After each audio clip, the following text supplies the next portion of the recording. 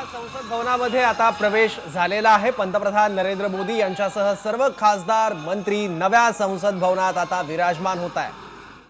ऐतिहासिक दृश्य आहे देशाच्या दृष्टीने, देशातल्या लोकशाहीच्या दृष्टीने सुद्धा नव्या संसद भवनाचा खऱ्या अर्थाने श्री गणेशा झालेला आहे। त्यामुळे पहिल्यांदाच आपण बघतो आता यापुढे अनेक वर्ष या नव्या संसदेतून सगळं कामकाज चालणार आहे, पण हा पहिला दिवस, पहिला क्षण आहे नव्या संसद भवनातल्या कामकाजाचा।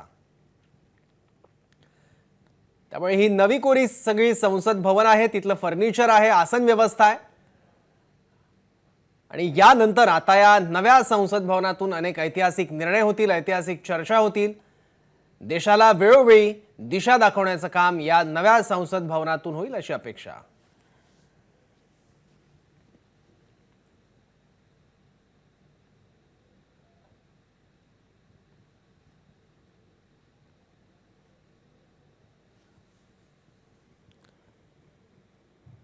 नव्या संसद भवनाची काही वैशिष्ट्य आहे, कारण नवीन संसदेची इमारत ही पूर्णपणे हायटेक आहे। प्रवेशासाठी सुद्धा कर्मचाऱ्यांचा चेहरा आणि बायोमेट्रिक हीच त्यांची ओळख असेल।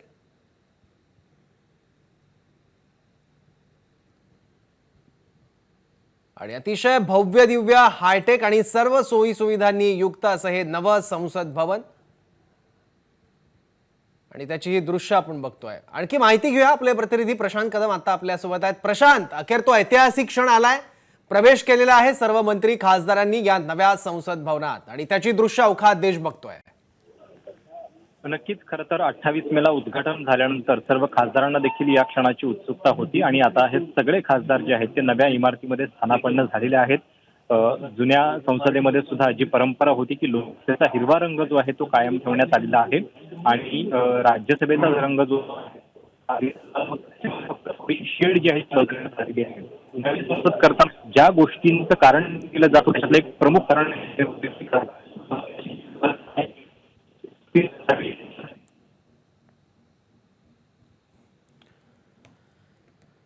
तर थोड्याच वेळात या नव्या संसदेतल्या कामकाजाला सुरुवात होते। काही वेळापूर्वी सेंट्रल हॉलमध्ये पंतप्रधान मोदींनी उपस्थित खासदारांना संबोधित केलं होतं। काही आठवणींना त्यानिमित्ताने पुन्हा एकदा उजाळा दिला होता आणि आता त्यानंतर नव्या संसद भवनाच्या दिशेनं सर्व खासदारांनी कूच केली होती आणि आता नव्या संसद भवनात हा सगळा प्रवेश सोहळा येतोय।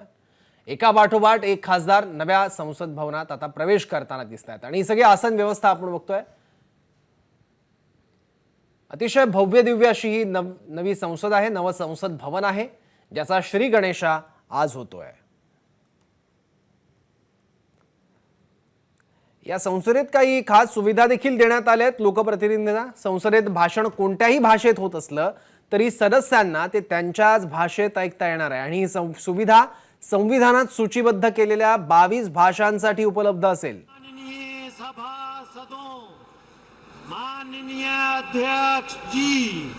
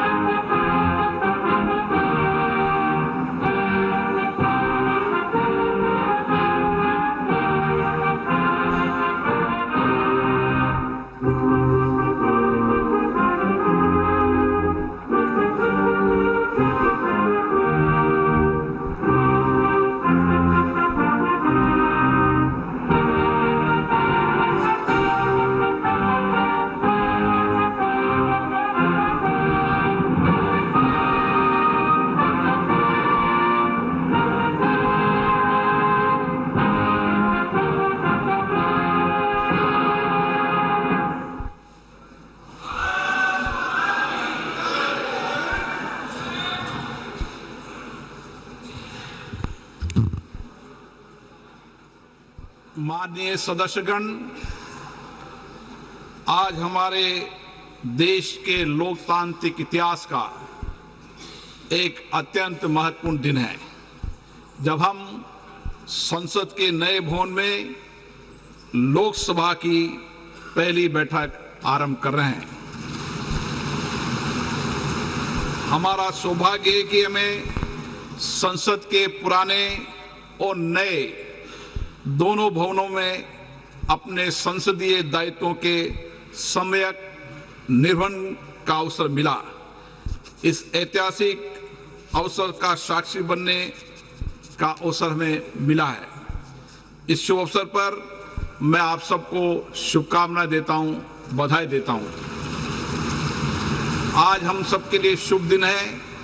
मैं सभी को भी गणेश चतुर्थी की भी बहुत बहुत शुभकामनाएं, बधाई देता हूं। माननीय सदस्यगण, आज हम अपने देश के उन संस्थापकों, राष्ट्र निर्माताओं को स्मरण करते हैं और उन्हें श्रद्धांजलि देते हैं, जिनके संघर्ष एवं बलिदान के कारण हमें आजादी मिली। उन्होंने एक ऐसा संविधान दिया जो जनता को केंद्र में रखकर राष्ट्र के प्रत्येक नागरिकों की प्रगति को सुनिश्चित करता है। माननीय सदस्यगण, जो हमारी श्रेष्ठ संसदीय परंपराएं, परिपाटियां और अनुभव रहे, हम इस नए भवन में उन श्रेष्ठ परंपराओं को आगे बढ़ाएंगे। जो हमारे अच्छे अनुभव रहे उनको आगे बढ़ाएंगे और जो हमारे अच्छे अनुभव नहीं रहे उन अनुभवों को त्याग करेंगे। ये हम संसद की उच्च मर्यादा प्रतिष्ठा कायम करें।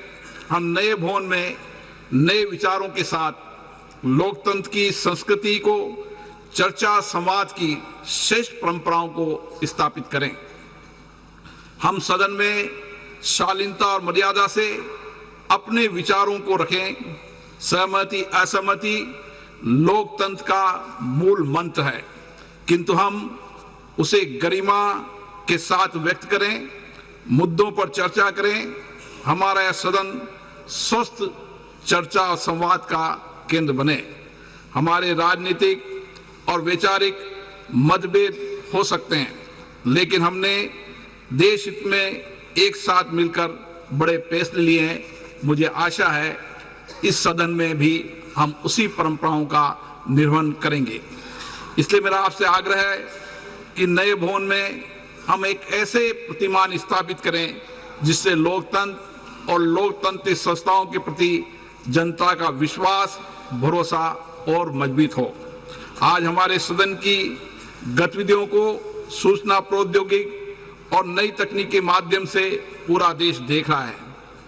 इसलिए हम इस नए भवन में देश की अपेक्षाओं, आकांक्षाओं के अनुरूप जनता के विश्वास और भरोसे को जीतने का प्रयास करें।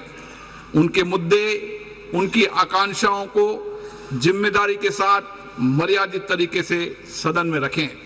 माननीय सदस्यगण, सदन के सुचारू संचालन में सभी माननीय सदस्यों का सहयोग मुझे निरंतर मिलता रहा है। मुझे आशा है नए संसद भवन में भी, इस कक्ष में भी अच्छी परंपराओं और परिपाटियों को लागू करते हुए आप मुझे सहयोग करेंगे और सदन को सुव्यवस्थित नियमों प्रक्रियाओं से चलाने में मेरा सहयोग करेंगे।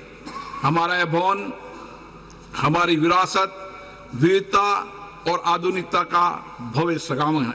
रिकॉर्ड समय में इस भवन का निर्माण सुनिश्चित करने के लिए मैं माननीय प्रधानमंत्री जी का हार्दिक धन्यवाद देता हूं। मैं भवन के निर्माण में योगदान के लिए भारत सरकार, लोकसभा सचिवालय और श्रमवीर कर्मयोगियों को भी इस हार्दिक धन्यवाद देता हूं। मुझे विश्वास है आज गणेश चतुर्थी के शुभ दिन पर हम नई ऊर्जा, नई उमंग, नए उत्साह, नए सपने के साथ संसद की कार्रवाई शुरू करेंगे।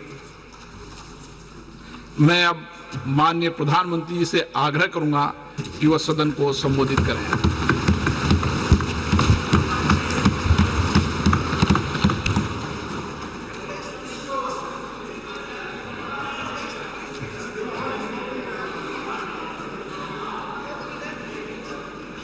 आदरणीय अध्यक्ष जी,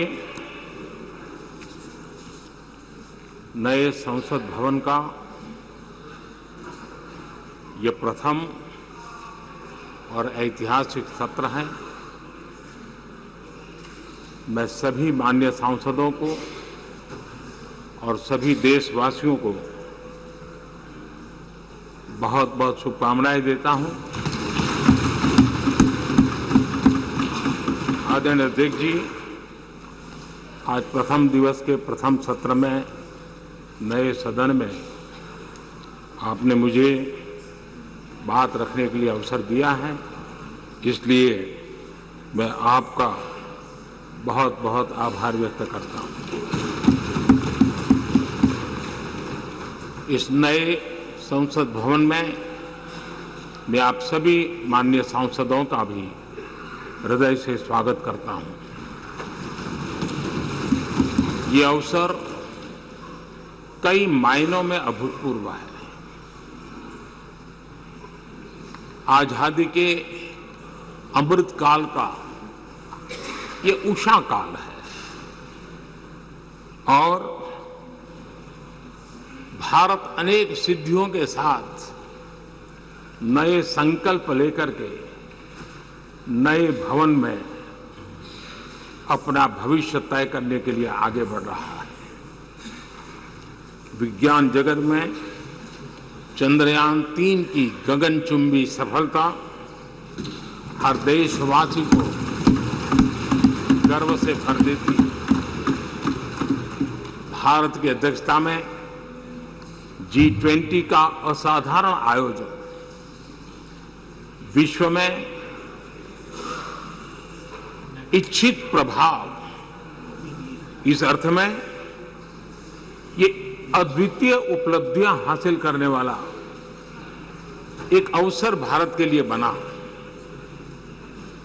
इसी आलोक में आज आधुनिक भारत और हमारे प्राचीन लोकतंत्र का प्रतीक नए संसद भवन का शुभारंभ हुआ है। सुखद संयोग है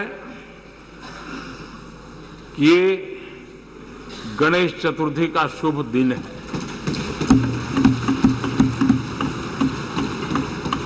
गणेश जी शुभता और सिद्धि के देवता है। गणेश जी विवेक और ज्ञान के भी देवता है। इस पावन दिवस पर हमारा ये शुभारंभ संकल्प से सिद्धि की ओर एक नए विश्वास के साथ यात्रा को आरंभ करने का है। आजादी के अमृत काल में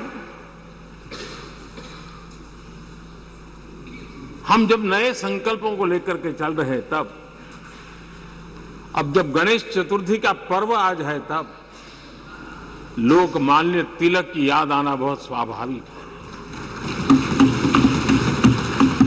आजादी के आंदोलन में लोकमान्य तिलक जी ने गणेश उत्सव को एक सार्वजनिक गणेश उत्सव के रूप में प्रस्तावित करके पूरे राष्ट्र में सुराज्य की आहलेख जगाने का माध्यम बनाया था। लोकमान्य तिलक जी ने गणेश पर्व से सुराज्य की संकल्पना को शक्ति दी। उसी प्रकार से आज ये गणेश चतुर्थी का पर्व लोकमान्य तिलक जी ने स्वतंत्र भारत स्वराज्य की बात कही थी।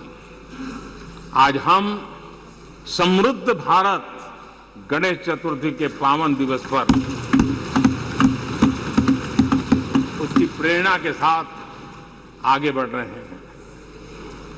सभी देशवासियों को इस अवसर पर फिर एक बार मैं बहुत बहुत बधाई देता हूं। आदरणीय अध्यक्ष जी, आज संवत्सरी का भी पर्व है। ये अपने आप में एक अद्भुत परंपरा है। इस दिन को एक प्रकार से क्षमा वाणी का भी पर्व कहते हैं। आज मिच्छामी दुक्कड़म कहने का दिन है। ये पर्व मन से, कर्म से, वचन से अगर जाने अनजाने किसी को भी दुख पहुंचाया है तो उसकी क्षमा याचना का अवसर है। मेरी तरफ से भी पूरी विनम्रता के साथ, पूरे हृदय से आप सभी को, सभी सांसद सदस्यों को और सभी देशवासियों को मिच्छामी दुक्कड़म। आज जब हम एक नई शुरुआत कर रहे हैं तब हमें अतीत की हर कड़वाहट को भुलाकर आगे बढ़ना है। इस स्पिरिट के साथ जब हम यहां से, हमारे आचरण से, हमारी वाणी से, हमारे संकल्पों से जो भी करेंगे, देश के लिए, राष्ट्र के एक एक नागरिक के लिए वो प्रेरणा का कारण बनना चाहिए और हम सबको इस दायित्व को निभाने के लिए भरसक प्रयास भी करना चाहिए। आदरणीय अध्यक्ष जी, ये भवन नया है, यहां सब कुछ नया है, सारी व्यवस्थाएं नई हैं। यहां तक आपके सब साथियों को भी आपने एक नए रंग रूप के साथ प्रस्तुत किया है।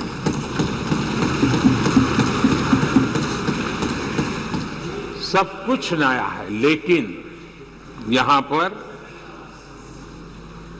कल और आज को जोड़ती हुई एक बहुत बड़ी विरासत का प्रतीक भी मौजूद है। वो नया नहीं है, वो पुराना है और वो आजादी की पहली किरण का स्वयं साक्षी रहा है, जो आज अभी हमारे बीच उपस्थित है। वो हमारे समृद्ध इतिहास को जोड़ता है और जब आज हम नए सदन में प्रवेश कर रहे हैं, संसदीय लोकतंत्र का जब ये नया गृह प्रवेश हो रहा है, तो यहां पर आजादी की पहली किरण का साक्षी, जो आने वाली पीढ़ियों को भी प्रेरणा देने वाला है, वैसा पवित्र सेंगोल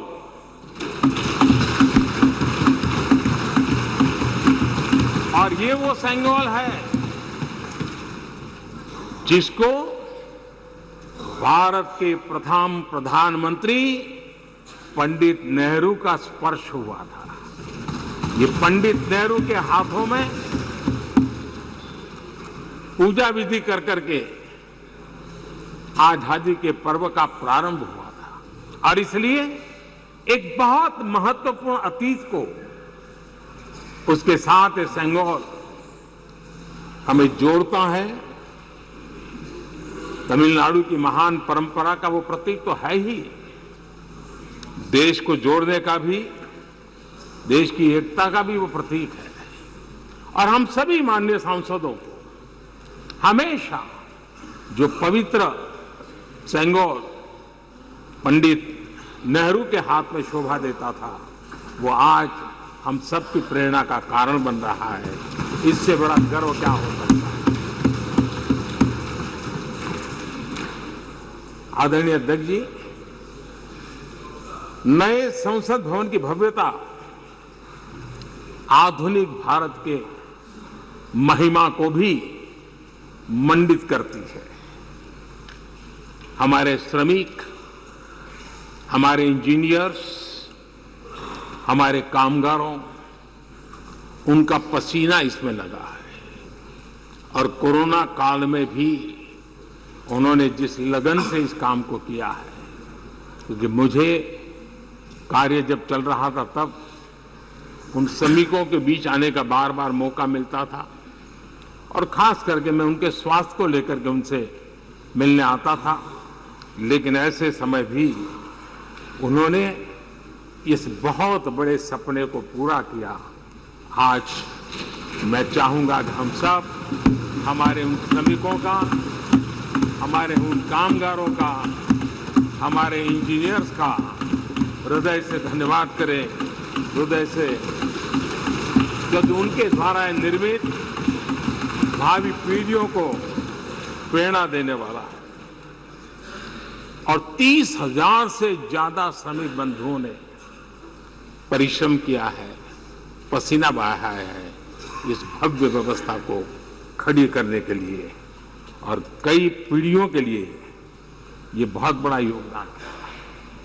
माननीय अध्यक्ष जी, मैं उन श्रमयोगियों का नमन तो करता ही, लेकिन एक नई परंपरा का प्रारंभ हो रहा है, इसका मुझे अत्यंत आनंद है। इस सदन में एक डिजिटल बुक रखी गई है, जिस डिजिटल बुक में उन सभी श्रमिकों के पूरा परिचय इसमें रखा गया है, ताकि आने वाली पीढ़ियों को पता चलेगा कि हिंदुस्तान के किस कोने से कौन श्रमिक ने आकर के इस भव्य इमारत को, यानी उनके पसीने को भी अमरत्व देने का प्रयास इस सदन में हो रहा है। ये एक नई शुरुआत है, शुभ शुरुआत है और हम सब के लिए गर्व की शुरुआत है।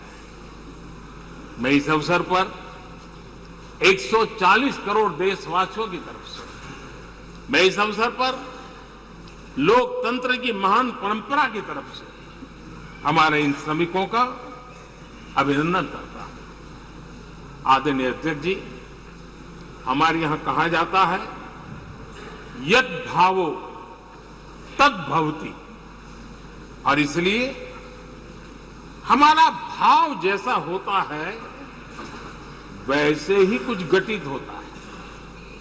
यद् भावो तद् भवति, और इसलिए हम जैसी भावना करते हैं और हम जैसी भावना करके प्रवेश किया है, मुझे विश्वास है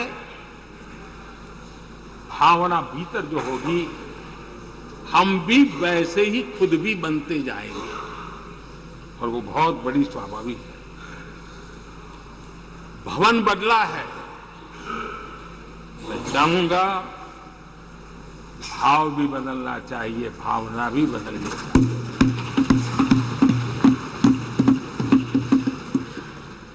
संसद राष्ट्र सेवा का सर्वोच्च स्थान है।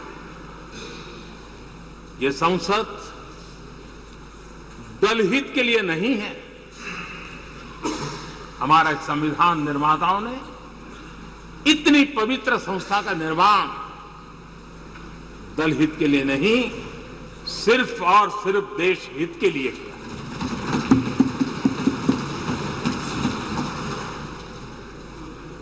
नए भवन में हम सभी अपने वाणी से, विचार से, आचार से संविधान के जो स्पिरिट है उन मानदंडों को लेकर के, नए संकल्पों के अनुसार नई भाव को लेकर के, नई भावना को लेकर के, मैं आशा करता हूं अध्यक्ष जी, आप कल भी कह रहे थे, आज भी कह रहे थे, कभी स्पष्ट कह रहे थे, कभी थोड़ा लपेट कर भी कह रहे थे, हम सांसदों के व्यवहार के संबंध में मैं मेरी तरफ से आपको आश्वासन देता हूं कि हमारा पूरा प्रयास रहेगा और मैं चाहूंगा कि सदन के नेता के नाते हम सभी सांसद आपकी आशा अपेक्षा में खरे उतरें, हम अनुशासन का पालन करें। देश हमें देखता है, आप जैसा दिशा निर्देश करें लेकिन माननीय अध्यक्ष जी, अभी चुनाव तो दूर है और जितना समय हमारे पास बचा है इस पार्लियामेंट के, मैं पक्का मानता हूं कि यहां जो व्यवहार होगा ये निर्धारित करेगा कि कौन यहां बैठने के लिए व्यवहार करता है और कौन वहां बैठने के लिए व्यवहार करता है। जो वहां ही बैठे रहना चाहता है उसका व्यवहार क्या होगा, और जो यहां आकर के भविष्य में बैठना चाहता है उसका व्यवहार क्या होगा, इसका फर्क बिल्कुल आने वाले महीनों में देश देखेगा और उनके बर्ताव से पता चलेगा, ये मुझे पूरा विश्वास है। आदरणीय अध्यक्ष जी, हमारे यहां वेदों में कहा गया है, सम्यच्च सब्रता भूत्वा वाचम वदत भद्रया, अर्थात हम सब एक मत होकर, एक समान संकल्प लेकर कल्याणकारी सार्थक संवाद करें। यहां हमारे विचार अलग हो सकते हैं, विमर्श अलग हो सकते हैं, लेकिन हमारे संकल्प एकजुट ही होते हैं, एकजुट ही रहते हैं, और इसलिए हमें उसकी एकजुटता के लिए भी भरपूर प्रयास करता रहना चाहिए। आदरणीय अध्यक्ष जी, हमारी संसद ने राष्ट्रहित के तमाम बड़े अवसरों पर ही इसी भावना से काम किया है। न कोई इधर का है न उधर का है, सब कोई राष्ट्र के लिए करते रहे। मुझे आशा है कि इस नई शुरुआत के साथ इस संवादीय के वातावरण में और इस संसद के पूरे डिबेट में हम उस भावना को जितनी ज्यादा मजबूत करेंगे, हमारी आने वाली पीढ़ियों को अवश्य हम प्रेरणा देंगे। संसदीय परंपराओं की जो लक्ष्मण रेखा है, उन लक्ष्मण रेखा का पालन हम सबको करना चाहिए, और वो स्पीकर महोदय की अपेक्षा को हमें जरूर पूरा करने की कोशिश करनी चाहिए। आदरणीय अध्यक्ष जी, लोकतंत्र में राजनीति, नीति और शक्ति का इस्तेमाल ये समाज में प्रभावी बदलाव का एक बहुत बड़ा माध्यम होता है, और इसलिए स्पेस हो या स्पोर्ट्स हो, स्टार्टअप्स हो या सेल्फ हेल्प ग्रुप हो, हर क्षेत्र में दुनिया भारतीय महिलाओं की ताकत देख रही है। G20 की अध्यक्षता, विमेन लेड डेवलपमेंट की चर्चा आज दुनिया इसका स्वागत कर रही है, स्वीकार कर रही है। दुनिया समझ रही है कि सिर्फ महिलाओं के विकास की बात इनफ नहीं है। हमें मानव जाति की विकास यात्रा में उस नए पड़ाव को अगर प्राप्त करना है, राष्ट्र के विकास यात्रा में हमने नई मंजिलों को पाना है, तो यह आवश्यक है कि विमेन लेड डेवलपमेंट को हम बल दें, और G20 में भारत की इस बात को विश्व ने स्वीकार किया है। महिला सशक्तिकरण की हमारी हर योजना ने महिला नेतृत्व करने की दिशा में बहुत सार्थक कदम उठाए हैं।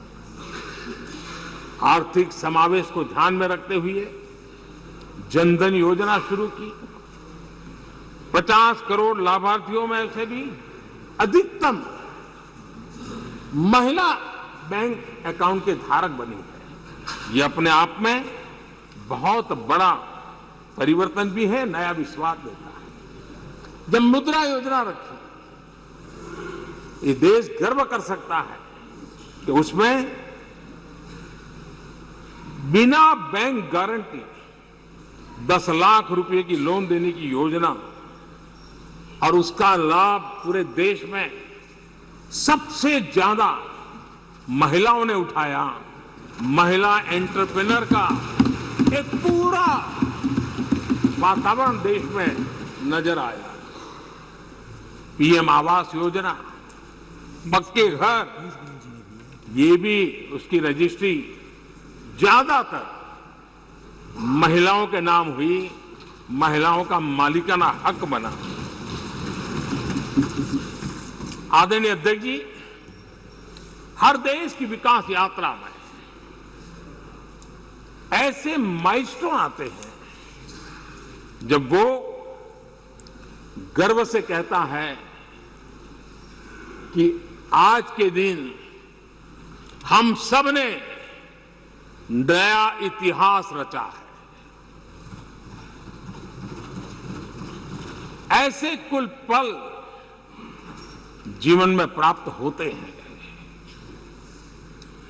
और आदरणीय अध्यक्ष जी, नए सदन के प्रथम सत्र के प्रथम भाषण में मैं बड़े विश्वास और गर्व से कह रहा हूं कि आज की ये पल, आज का ये दिवस,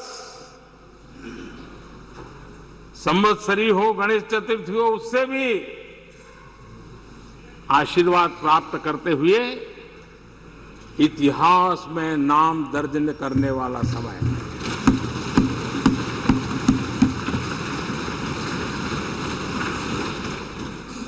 हम सबके लिए पल गर्व की पल है।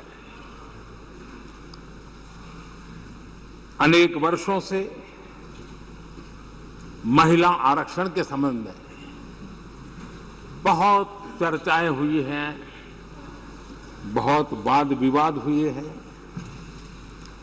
महिला आरक्षण को लेकर संसद में पहले भी कुछ प्रयास हुए हैं।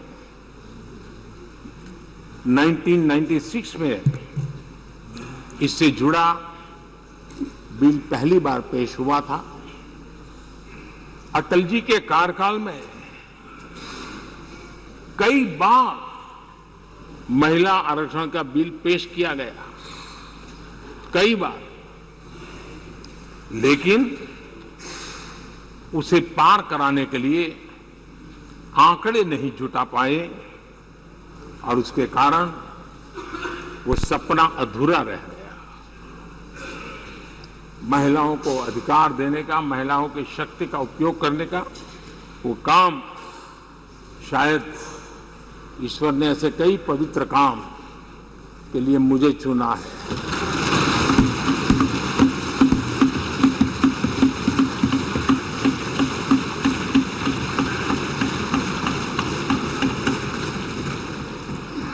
एक बार फिर हमारी सरकार ने इस दिशा में कदम बढ़ाया है। कल ही कैबिनेट में महिला आरक्षण वाला जो विधेयक है उसको मंजूरी दी गई है।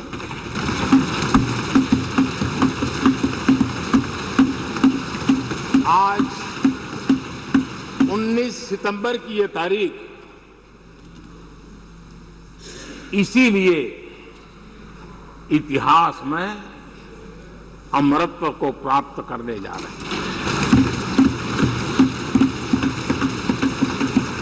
आज जब महिलाएं हर सेक्टर में तेजी से आगे बढ़ रही हैं, नेतृत्व कर रही है, तो बहुत आवश्यक है कि नीति निर्धारण में, पॉलिसी मेकिंग में हमारी माताएं, बहनें, हमारी नारी शक्ति अधिकतम योगदान दें, ज्यादा से ज्यादा योगदान दें। योगदान ही नहीं, वे महत्वपूर्ण भूमिका निभाएंगे। आज इस ऐतिहासिक मौके पर नए संसद भवन में सदन की पहली कार्यवाही के रूप में उस कार्यवाही के अवसर पर देश के इस नए बदलाव का आह्वान किया है और देश की नारी शक्ति के लिए सभी सांसद मिलकर के नए प्रवेश द्वार खोल दें, इसका आरंभ हम इस महत्वपूर्ण निर्णय से करने जा रहे हैं। विमेन लेड डेवलपमेंट के अपने संकल्प को आगे बढ़ाते हुए हमारी सरकार आज एक प्रमुख संविधान संशोधन विधेयक प्रस्तुत कर रही है। इस विधेयक का लक्ष्य लोकसभा और विधानसभाओं में महिलाओं की भागीदारी का विस्तार करने का है। नारी शक्ति वंदन अधिनियम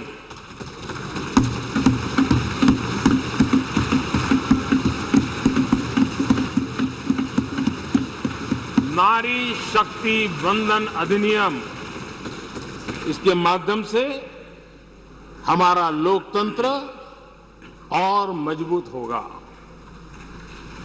मैं देश की माताओं, बहनों, बेटियों को नारी शक्ति वंदन अधिनियम के लिए बहुत बहुत बधाई दूंगा। मैं सभी माताओं, बहनों, बेटियों को आश्वस्त करता हूं कि हम इस बिल को कानून बनाने के लिए संकल्पबद्ध है।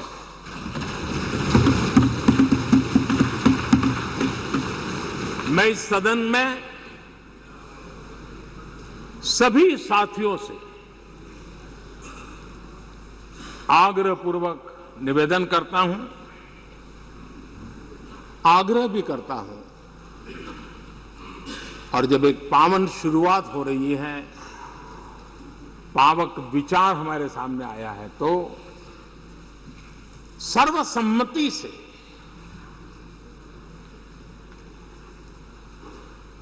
जब ये बिल कानून बनेगा तो उसकी ताकत अनेक गुना बढ़ जाएगी।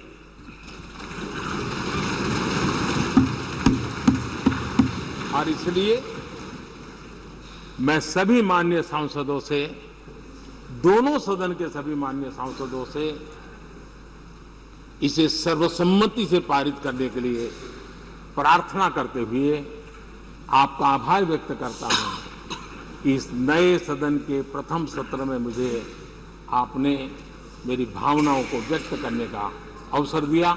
बहुत बहुत धन्यवाद। श्री अधीर रंजन चौधरी जी।